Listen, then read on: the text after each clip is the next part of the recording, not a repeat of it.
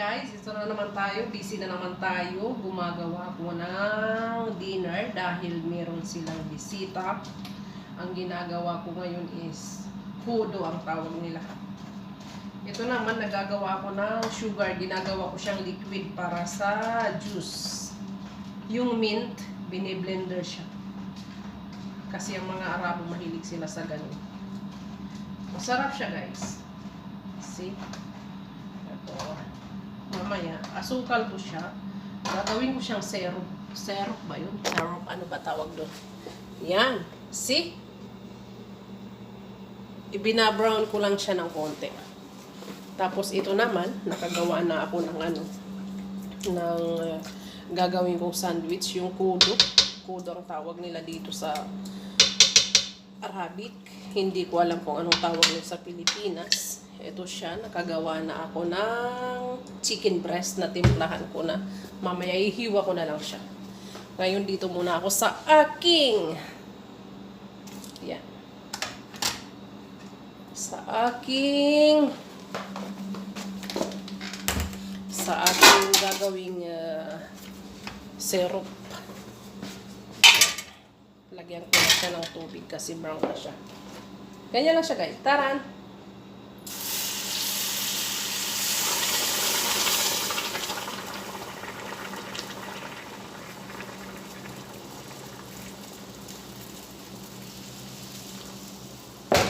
Yan. Ganyan lang siya. Hanggat sa ano na. Hanggat sa maging malapot na siya. Yan. So, diyan ka lang sa mahinang apoy para hindi siya masunog. Ito, mag-ano naman ako ng ano, parsley. Nangangawit na ang aking mga legs. Kanina pa ako busy guys. Ito. Mint. Mint. Grabe, kapagod na talaga. Tanghalian, breakfast, hapunan. Tapos ngayon may bisita pa. Tapos, ano ba bukas? Oh, weekend na pala. Pag weekend kasi, nandito lagi yung mga kapamilya ng amo ko. So ngayon, schedule naman ng kapatid ng busing kong lalaki. Dito naman magdi-dinner yung ano niya, mga kapatid niya. Kaya umiikot ang mundo ko sa kusina. Gagawa ko ng ano. May ganito ba sa Pilipinas? Mint siya. Yan o. Mint. Para siyang ano. Hugasan ko lang siya. Tapos i-blender ko siya mamaya. Meron siyang lemon. Gagawin ko na. Para ready na mamaya sa aking mga asungot. Kasi unlimited ang asungot sa bahay ng amo ko. Ang mga tao dito darating gutom, aalis busog. Ginawa na nilang kusina yung bahay ng amo ko. Kapagod eh.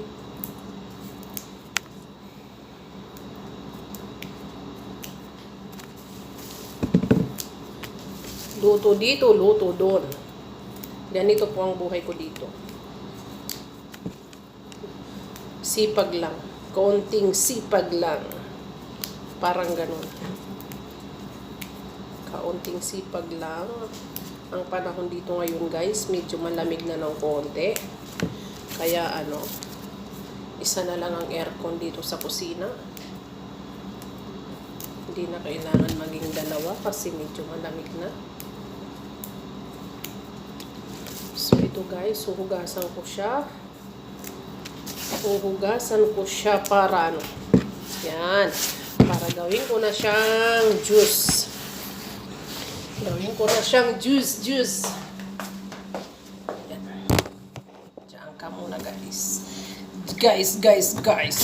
See?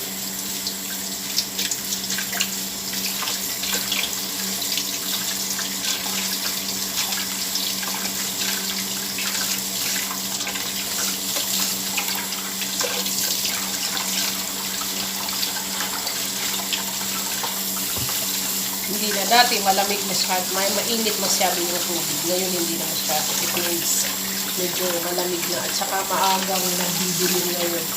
Pag winter kasi maaga siyang nagdidilim, mga 4 o'clock pa lang madilim na. Pero pag summer, dito po sa KSA, alas 7 na ng gabi, malamig pa rin.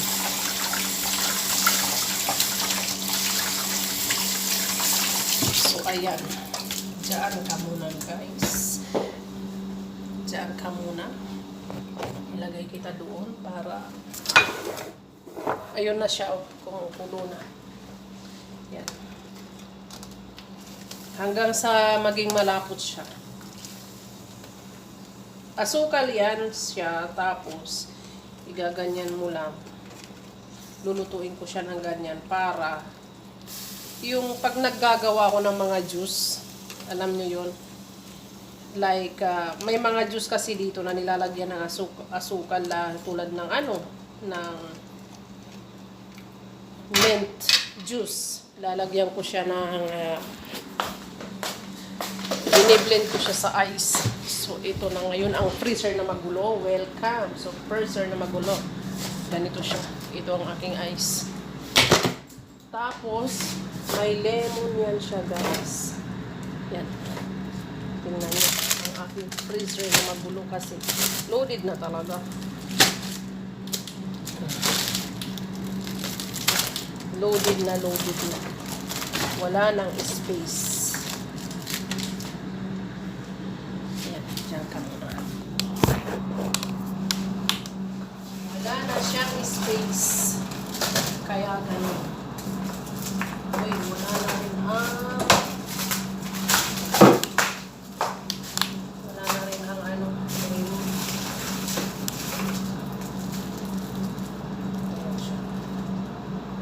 ito guys, lemon to siya. So para tipid tips hindi mabulok ang lemon or kalamansi, ginagawa ko na siyang juice. Yan, ilalagay ko na siya sa freezer para hindi siya masira.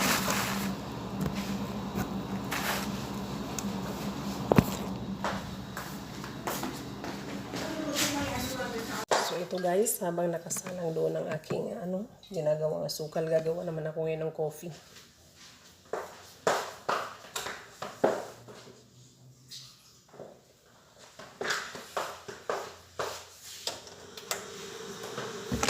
Pakulo ako ngayon ng tubig.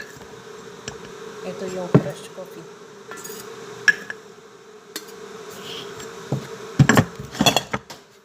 Sabay gawa na rin ng charcoal.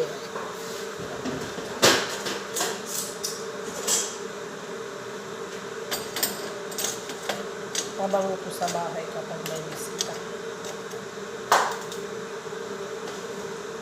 Yan. Pang-abrakadabra.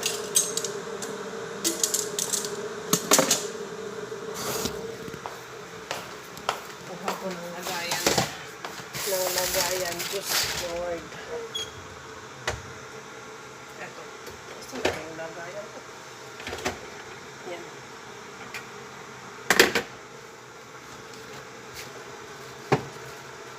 Tapos ito yung kahoy na nilalagay dyan.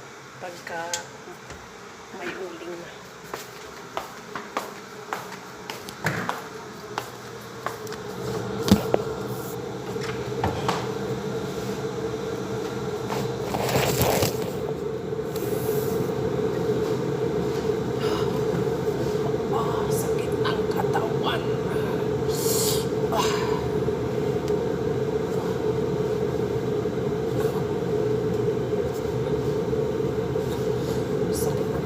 Guys.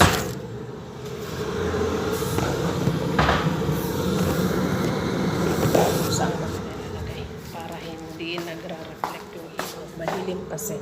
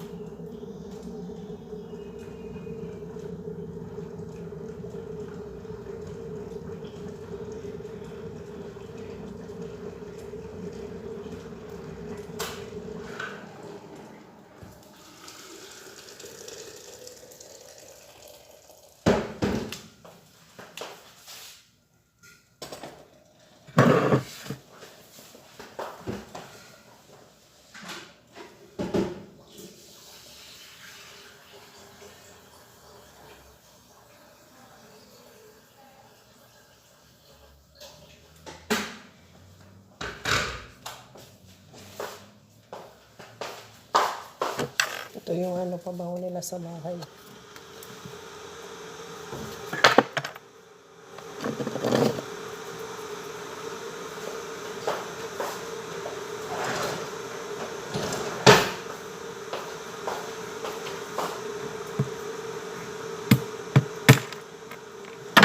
Expensive na kahoy to.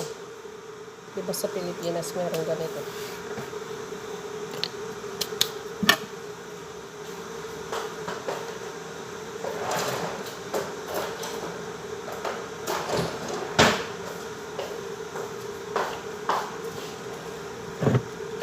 Abra-kadabra ko.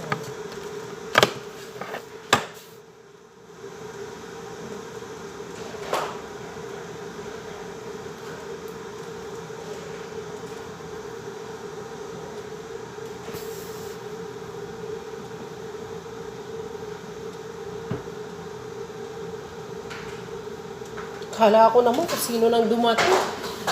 Kamusta doon sa ano? Sa Jordan? Sa... Kala mo ang bakasyonista dumating.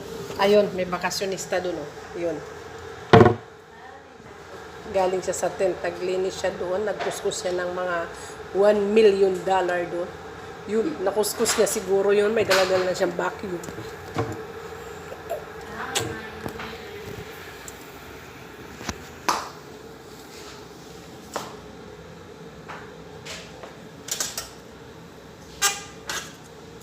Yan, pag-abrakadabra. Alam niyo yun, pag-abrakadabra. Ito yung pag-abrakadabra. See? Haggard ang aking face. Haggardos. Ito na yun, mag-abrakadabra na tayo. Kunwari ako si ano, Madam Auren.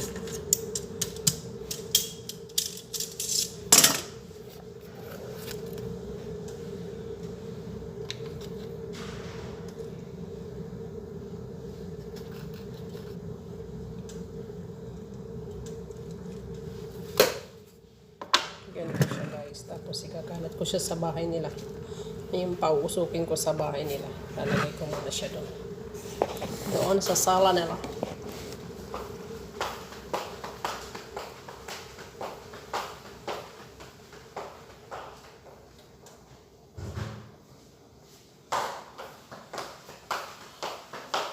Ay, sakit ng katawan ko eh.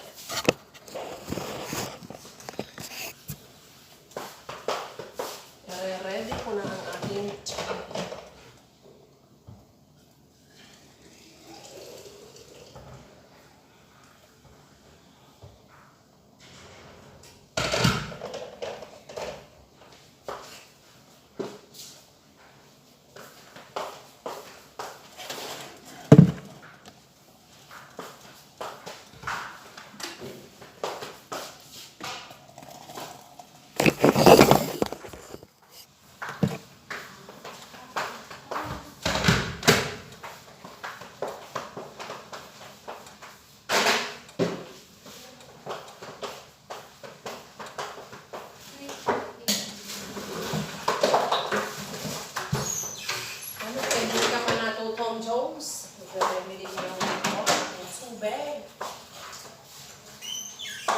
Hindi ka pa natutong, Jones.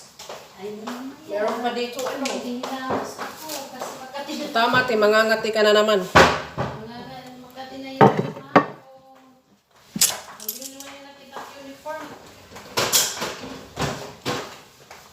Ano, ang tap-tapo. Ha, baya ito nanay, te. Mag-ano ka na kay, mangangati ka na naman. Ano yung mandutado ko? Kita ko mga uyab, mangungul ko.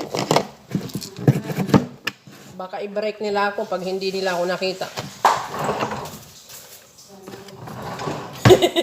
Sana. Sana all. Pay uyab. Ay, kuya, kahit ang balik ko ano.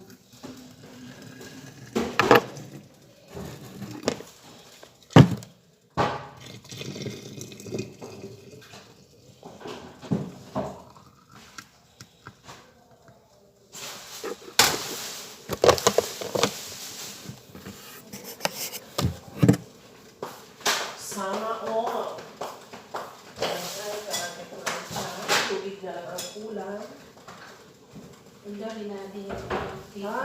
lalagyan ko pala ng ano, glass para sa juice. Hmm?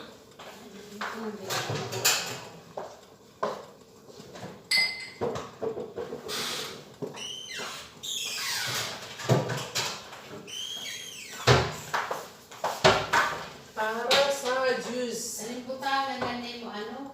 Binis. Ginurugtang po kaya pagkakatanggal. Ano te? Ang sinopin ba? Saan? Hmm. Ah, What? okay. What? Hi, Papa. What do you have? We have, today is my wedding day. Like what? My wedding. Wedding day? Who's going to marry? Who's Ayan na guys, yung ano ko, yung ginagawa kong sugar kanina. Ayan. Pwede na siyang i-off kasi luto na siya. Ayan, gagawin ko na po yung aking ano, mint juice. Mint juice, mint juice. Kasi darating na yung aking mga bisita. Dapat ano siya, tawag dito, hindi natutunaw masyado ang ice. Suot mo na ako ng gloves.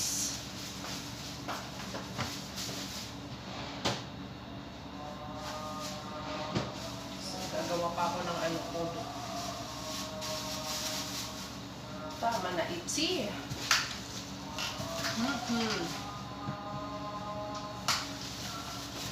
Ayan. Okay, ano.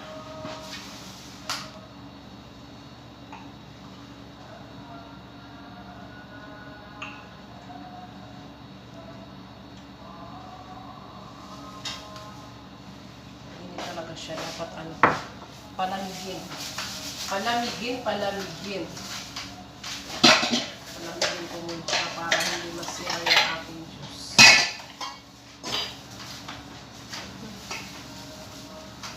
Yan. Kasi pag masira yung aking, pag mainit siya, masisira yung ano.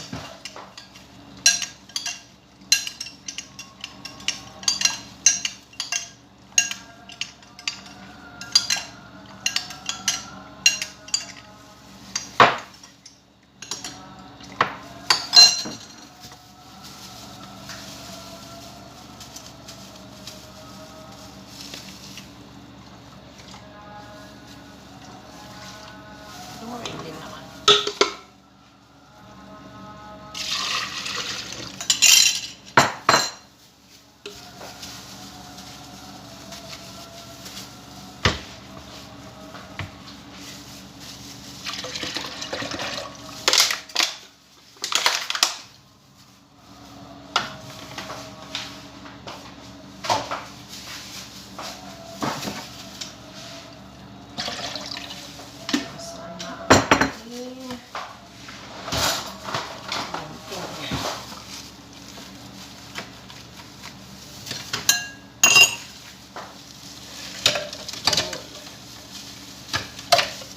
Ganito ang ginagawa ko dito para hindi masira yung ano, fresh lemon. Ginaganito ko siya. Tapos ilalagay ko sa freezer. Inu-juice ko ba tapos lagay ko sa plastic. Para anytime na gamitin ko, ready na siya. Technique lang ba? Technique lang. Technique lang. See? Yan na siya guys. Ilalagay ko dito ang ating ano, mint.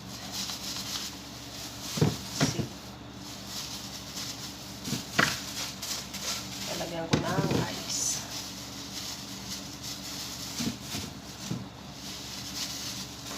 Saan ba yung ice ko? Ayun.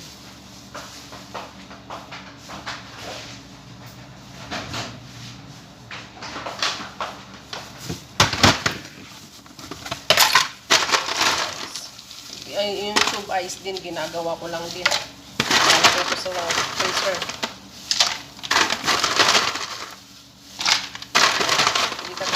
Na bumibili. Ginagawa ko lang, nilalagay ko lang sa freezer. Pinagtsatsagaan ko lang gumawa kasi ano, Abang-abang lang.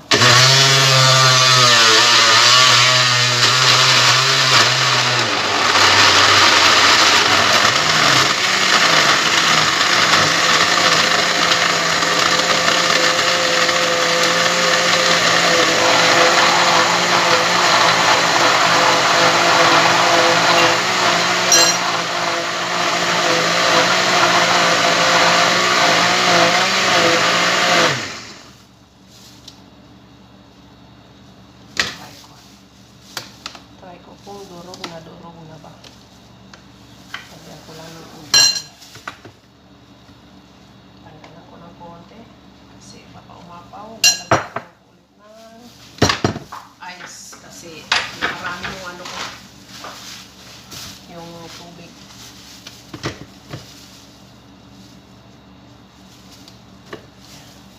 Lagyan ko lang siya ulit ng ice.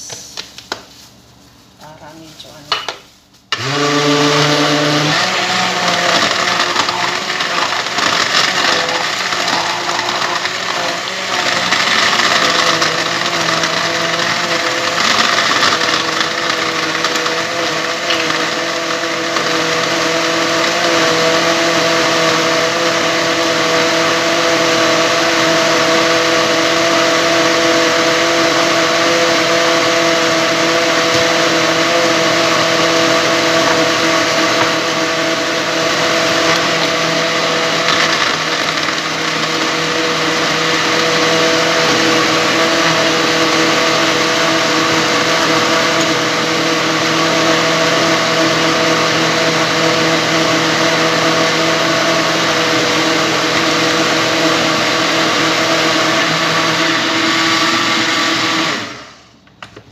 Try natin guys kung kakaiba ang lasa.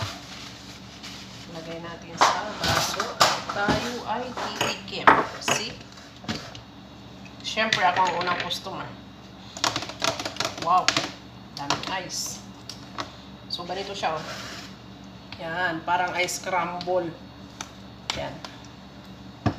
Ang tanong ngayon, lumasa ba yung ginawa kong sugar?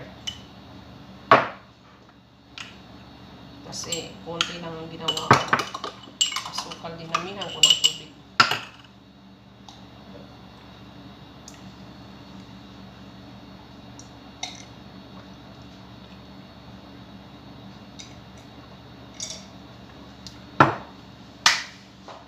Magugustuhan. Magugustuhan.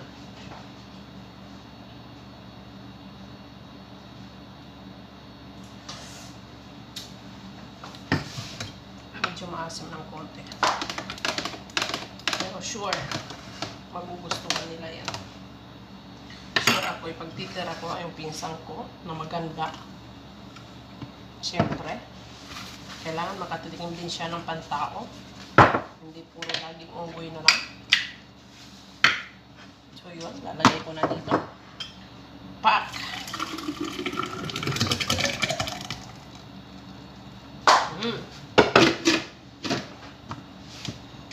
So, ito na yun siya guys. Ready to serve na. Punta naman ako ngayon sa kabilang kusina.